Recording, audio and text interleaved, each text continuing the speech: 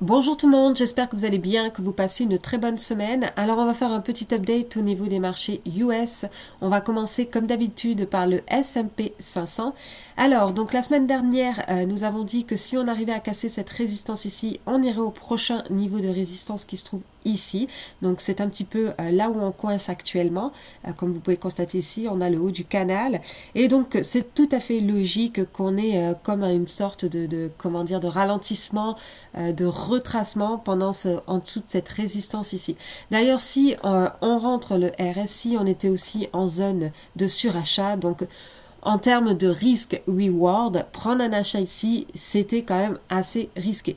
Donc, là, pour l'instant, ça stagne. Donc, personnellement, je vois qu'on va rester un petit peu, c'est ce que je vois un petit peu de mon côté, c'est qu'on reste un petit peu dans cette zone-là pendant un certain temps, histoire de vraiment un petit peu ralentir. Après, vraiment, pour une plus grosse correction, je vois plus si on clôture en dessous de ce canal ici intermédiaire pour aller ensuite retracer sur le gros bas du canal ici, voire peut-être même, parce qu'il y en a plusieurs canaux. Donc, vous voyez, il y a plusieurs canaux. Donc, là, pour l'instant, c'est pas encore signe d'une grosse chute. Au niveau du VIX, bon, on était sur des supports, donc c'est tout à fait logique qu'on ait un petit peu une remontée du VIX. Donc, ça, il n'y a rien de surprenant à ce niveau-là. Donc là, actuellement, si on va au niveau du weekly, d'ailleurs, on a une meilleure photo. Vous voyez ici, quand je dézoome, ici, voilà, on a un gros canal ici, comme vous pouvez constater. Un gros canal qu'on a finalement cassé. C'est une cassure quand même assez majeure ici. Et donc là, il y a des probabilités qu'après la cassure, on vienne retracer sur le haut donc du canal ici avant de repartir. Donc c'est pour ça que c'est pas surprenant pour moi cette petite baisse, pardon. Donc voilà, donc là je m'attends à ce qu'on reste dans cette zone-là pendant un certain temps, jusqu'à un petit peu nouvel ordre, le temps que ça ralentisse un petit peu, l'histoire de respirer aussi, faire une petite respiration au niveau des prix. Et justement ça c'est, vous voyez ici en fait, c'est une distribution en fait des journées de baisse. Donc en fait, comme vous pouvez constater, il est très rare d'avoir 17 jours sans baisse. Vous voyez généralement la concentration au milieu, c'est très rare depuis 2000 qu'on a passé 17 jours sans baisse. Donc, comme vous pouvez constater, généralement il y a des baisses. Et là, vraiment, vous voyez, c'est arrivé vraiment que 2 fois. Donc là, on est dans cette deuxième fois. Et donc, c'est pour ça que c'est assez rare. Donc, qu'on ait un petit ralentissement, ce n'est pas forcément surprenant à ce niveau-là. Aussi, ce qui fragilise un petit peu aussi le marché, là, c'est probablement le taux aussi 10 ans. On a une baisse depuis un certain temps du taux 10 ans, donc bon là, la trendline n'est pas très belle comme ça, mais si en fait c'était une trendline qui était plus jolie au niveau donc de l'hebdomadaire. Donc là, comme vous pouvez voir, on a une résistance au niveau de l'hebdomadaire qui est quand même assez importante, qu'on est allé tester plusieurs fois. Vous voyez, une fois ici, une fois ici, une fois ici, une fois ici. Et là, on a eu encore de nouveau un échec. À terme, personnellement, je pense que les taux vont quand même surpasser cette trendline-là. Je peux me tromper. Mais personnellement, je pense que quand même, ça va surmonter cette trendline-là à terme. Donc là, pour l'instant, on patiente. Donc lui, c'est pareil. Là, pour l'instant, si je rajoute le RSI, on est proche de sa zone de overbought. On n'est pas forcément encore dans la zone overbought, mais on est quand même assez proche. Donc là, ça fragilise un petit peu le marché pour la simple et bonne raison qu'on est dans un environnement risk-off. Donc on est passé de risk-on ici à risk-off. Donc c'est pour ça que c'est un peu plus sceptique. Les gens attendent un peu plus d'informations à ce niveau-là. Donc si on a une reprise, alors ce qui serait bien, c'est que, vous voyez ici, on a quand même un gros support, quand même bien, ici à peu près. Donc si on arrive à, vous voyez, reclôturer assez solide sur ce support-là, à rebondir par exemple demain ou après-demain, ben ça serait bien parce que peut-être ça engendrerait donc un environnement risk-on et ce serait de nouveau positif sur les marchés. Donc là, ça se peut qu'on stagne un petit peu à ce niveau-là. Donc là, comme on a une baisse au niveau des taux 10 ans, on a ce qu'on appelle une hausse donc au niveau de l'or, hein, ce qui est un petit peu normal. Donc là, au niveau de l'or, ça c'est une résistance majeure qu'on est en train de casser. Et là, on a aussi le haut, vous voyez ici le haut du triangle, hein, parce qu'on avait un gros triangle ici qui a fait en sorte à ce que on reste dans toute cette zone-là pendant une grande période de temps. Et là, ça se peut que effectivement, on sorte en fait de cette zone-là un petit peu pour remonter au niveau du gold. Donc on surveille. Donc là au niveau par exemple du RSI d'ailleurs justement on peut voir si on a un petit peu un breakout. Donc là c'est encore fragilisé mais un petit breakout, un peu plus comment dire de rapidité au niveau du RSI démontrerait aussi donc une plus de force, un momentum au niveau du gold. Donc ça c'est à surveiller aussi. Au niveau du Bitcoin, donc BTC USD, alors attendez, je vais ressumer ça. Donc là, au niveau du BTC USD, on avait le triangle ici, la zone de compression, on a eu une belle cassure. Donc là, aujourd'hui, retracement, ça c'est probablement parce que le marché global actuellement, aujourd'hui, est un petit peu fragilisé. Cependant, ça reste quand même une cassure assez importante. D'ailleurs, on peut regarder au niveau du MACD, parce que c'est ce qu'on appelle un lager, c'est-à-dire un petit peu en retard, le MACD, au niveau des confirmations. Mais là, on a comme un début, comme vous pouvez constater, de croisement, donc du MACD sur la ligne de signal. Et on a, vous voyez ici, la première barre de l'histogramme. Donc, ce qui serait bien, c'est que là, pour l'instant, ça confirme un petit peu la reprise du Bitcoin. Aussi, important de noter, c'est au niveau... alors, je vais vous montrer ça. Je ne sais plus où c'est que je l'ai vu. Au niveau... Non, c'était un petit peu plus haut.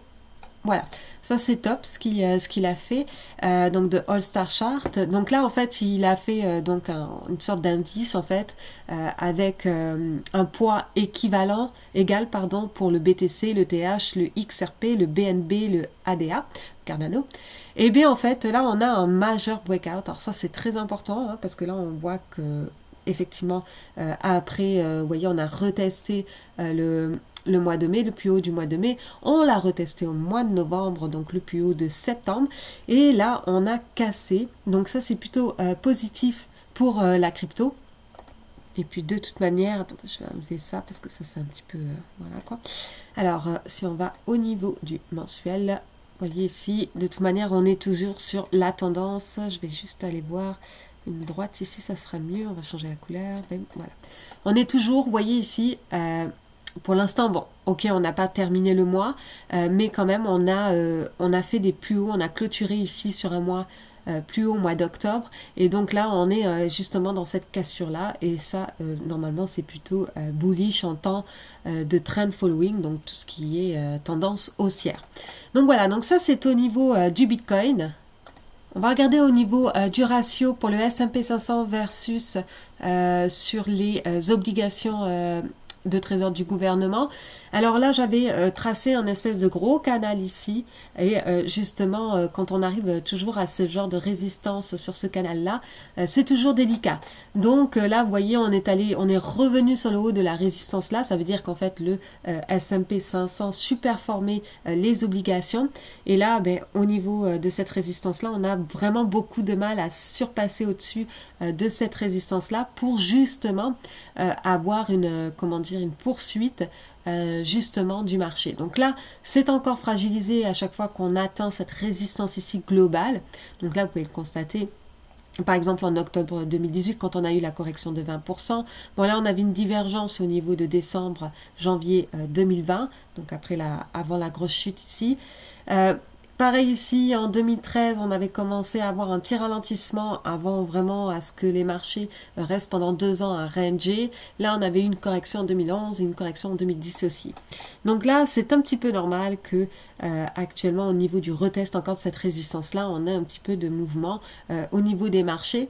Donc, c'est vrai que si on arrivait à casser au-dessus de ce canal-là, on serait vraiment... on continuerait dans un environnement bien risk-on, mais pour l'instant, il n'y a rien de confirmé, puisque les taux 10 ans, par exemple, West, et voyons donc, les taux 10 ans, vous voyez, actuellement, sont toujours donc en dessous de cette résistance-là qu'on est allé retester. Mais la fin du mois n'est pas terminée, hein, on n'est qu'en début de mois. Donc on va voir si on arrive à rebondir au niveau de ce support-là pour justement repartir après sur les marchés. Donc là actuellement, je ne sais pas si il va y avoir une correction de 5 à 10%. Pour l'instant, on ne peut pas savoir tant qu'on n'a pas plus d'informations. Tout ce qu'on sait pour l'instant, c'est que donc le risque reward à l'achat est toujours plus délicat à ce niveau-là, puisque le RSI est en zone de surachat et nous sommes sur une résistance. Donc le mieux, c'est un petit peu là d'attendre que ça s'essouffle un petit peu. Après, si on arrive à passer en dessous, oui, il y a des probabilités d'aller toucher l'autre bas du canal ici et avoir une correction un peu plus importante. Mais pour l'instant, il faudrait vraiment une grosse chute des taux 10 ans. Continuation d'une grosse chute des taux 10 ans pour avoir une grosse correction pour l'instant. Pourquoi là déjà juste ici ça représenterait quoi, même pas 10%, ça représenterait peut-être 4-5% comme la dernière fois. Vous voyez, si on fait d'ici à ici, donc là c'est 2%, et si on baisse à peu près, tout dépendamment, voilà, ça sera 4-5%. Donc pour l'instant ça dépendra, on va voir ce que les taux 10 ans nous disent. Si demain ça rebondit, il y a des probabilités à ce que le marché reparte, et si finalement on stagne un petit peu encore dans la zone au niveau des taux 10 ans, ça se peut qu'on stagne aussi au niveau du S&P 500. Donc là c'est un petit peu sur un point pivot, comment dire, de ralentissement. On va attendre un peu plus d'informations. Au niveau du put-call ratio, on va regarder un petit peu aussi. Ça, c'est plutôt des indicateurs contrariens. Hop, voilà. Put-call ratio, comme vous pouvez constater, on était sur la zone de support ici, qui est quand même une zone de support assez importante, qui dit que il n'y a pas forcément beaucoup de puts en circulation. Donc, c'est aussi lorsque nous sommes en zone vraiment de surachat. Et là, on a un petit peu rebondi à ce niveau-là. Bon, au niveau du put-call ratio, moi, j'adore quand il passe plus dans cette zone ici. Vous voyez, quand il passe dans cette zone en dehors d'ici pour racheter le marché. Des fois, j'aime rajouter tout ce qu'on est le Bollinger Band pour voir un petit peu au niveau de la volatilité du mouvement. Et vous voyez, quand on sort de la Bollinger Band, au niveau du put-call ratio, ce sont des bonnes zones d'achat en général. Donc, à terme, hein, bien évidemment. Donc là, pour l'instant, on est allé tester. Donc, vous voyez ici le support, mais on n'est pas forcément sorti de la Bollinger. Bon, au niveau du bas, ça n'arrive pas forcément souvent. Mais là, c'est un petit peu normal qu'on ait eu un petit rebond à ce niveau-là, sur résistance, en zone de surachat. Il y avait plein d'indications. Donc, si on a un ralentissement, c'est pas forcément surprenant, c'est plutôt normal. Et c'est aussi pour la santé des marchés. Donc voilà, ça fait un petit peu le tour de mon côté. Donc, si vous avez aimé la vidéo, n'hésitez pas à mettre un pouce. Et nous, on se retrouve donc une prochaine fois.